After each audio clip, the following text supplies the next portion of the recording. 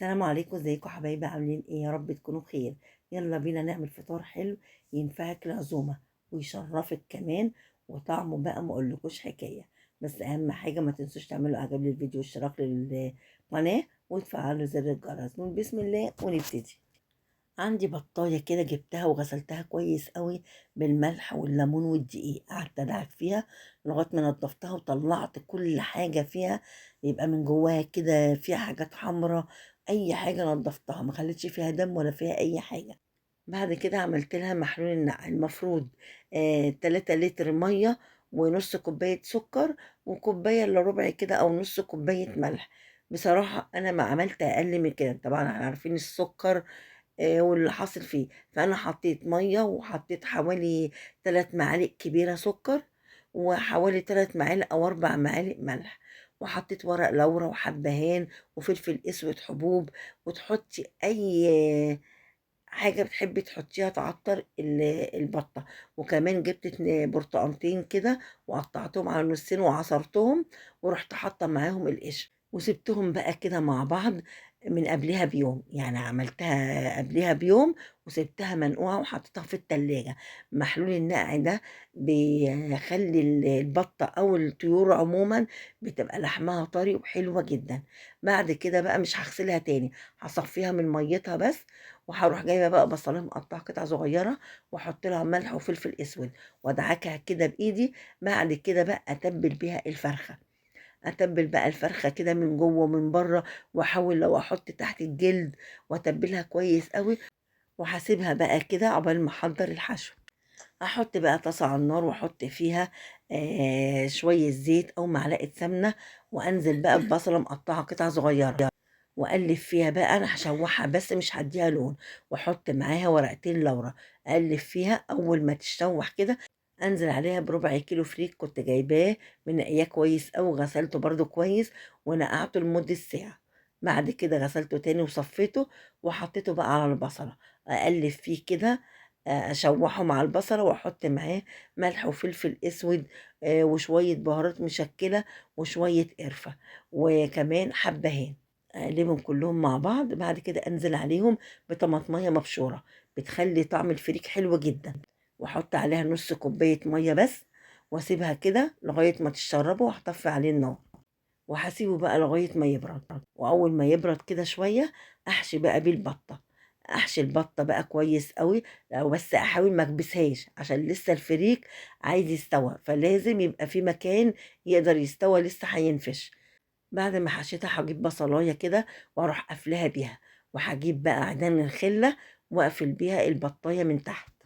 وحطيت حلة مية على النار، وأول ما غليت نزلت بيها بورق لورا وحبهان وحبوب فلفل أسود وطماطماية وجزراية وبصلاية. وأول ما تغلي، وطبعا وعود قرفة عشان عود القرفة بيشيل أي زفارة. وأول ما تغلي أنزل بقى بالبطاية. قلت بقى أعمل شوية فاصوليا. طبعا الفاصوليا احنا مفرزينها مع بعض بالبصل بتاعها كله. جبت الحلة وجبت كيس فاصوليا وفي البصل بتاعه كله حطيته في الحلة، وجبت برضو كيس طماطم اللي احنا مسبكينها مع بعض وحطيته عليه، وحتة تومة كده مفرومة وحتة فلفل أحمر حراق، وأحطها على النار. واول ما تغلي غلوه ازودها بالشوربه واحط معاها ملح وفلفل وشويه بهارات سبعه، واسيبها تكمل سواها. نعمل بقى صينيه رقاق. جبت بوله وحطيت فيها شويه شوربه من بتاعه البطه، حلوه جدا ولا دسمه ولا، وحطيت فيها معلقه سمنه بلدي ونص معلقه صغيره بيكربوناتو. وهجيب الصاج وادهنه سمنه، واخد اول واحده من الرقاق وابلها بالشوربه، اعمل 5 رقات فوق بعض. بعد كده احط بقى اللحمه المعصجه اللي احنا برضو كنا معصجينها مع بعض، احطها كده. بعد كده اروح حاطه بقى الرقات التانية برضو، 5 رقات يعني 5 من تحت و5 من فوق وفي النص العصاج. بعد ما خلصت الكمية بتاعتي هجيب نص كوباية شوربة سخنة، هروح منزلاها على الرق من فوق عشان يبقى طري معايا. بعد كده هقطعه زي ما انتوا شايفينه كده، وهدخله الفرن هيقعد 10 دقايق وهيطلع. وحطيت بقى حلة على النار عشان نعمل رز بالخلط. اول ما تسخن الحلة انزل بيها بالسكر. لكل كوباية رز معلقة سكر، يعني انا هعمل 4 كوبايات رز، احط 4 معالق سكر واكرمله كده على نار تبقى هادية لغاية ما يوصل للون اللي انا عايزاه. اللون بتاعه بقى دهبي كده وحلو، هانزل عليه بقى بالمَيّة. طبعًا الرز البسمتي كل كوباية رز بتاخد كوبايتين مَيّة.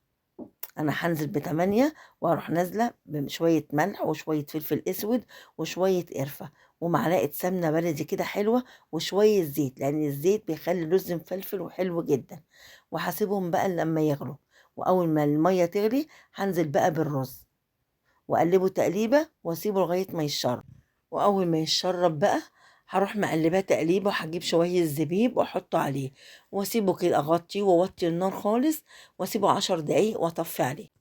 وهاحط طاسة على النار واحط فيها شوية زيت واول ما يسخن اكون بقى محضرة شوية كبدة من بتوع الفراخ او حتى الكبدة بتاعت البطة مش مشكلة، مقطعة حتت صغيرة وطبعا غسلها من الاول كويس جدا. واول ما الزيت يسخن هنزل بقى بالكبدة ومش هاجي ناحيتها خالص الا لما لونها يتغير ابتدي بقى اقلبها واحط عليها شوية ملح وشوية فلفل اسود وشوية قرفة تكمل سواها واطفي عليها النار. وكنت ناقعة كده بقى شوية زبيب وشوية مشمشية على قراصية وتين وأقطعهم قطع صغيرة ونقعهم في شوية مية أحطهم على النار كده بمعلقة زيت أشوحهم وأطفي عليهم والبطة بقى بعد ما اتسلقت سبتها لما تهدى وعملت لها خلطة، جبت برتقانية وعصرتها بالعصارة ورحت حاطة عليها معلقتين صلصة وشوية ملح وشوية فلفل اسود وشوية بهارات وقلبتهم مع بعض، وطبعا معلقة سمنة بلدي قلبتهم كويس مع بعض ودهنت بيهم البطة ودخلتها الفرن. وطلعت بقى معايا البطة بالشكل ده شايفين، واخدة اللون الذهبي ولونها حلو جدا وطعمها مستوية وحلوة جدا وطعمها والله كان تحفة. يعني ولادي أكلوها عجبتهم قوي طعمها كان حلو جدا. ولا بقى الرز بالخلطة الله على الجمال، الأكل كله كان ما شاء الله مع صينية طبعا الرقاق مع السبرينج رولز اللي احنا عاملينه مع بعض مع الكوبيبة. الله على الجمال، كان الفطار طعمه حلو جدا. جربوه بالطريقة دي هيعجبكم ويعجب ضيوفكم.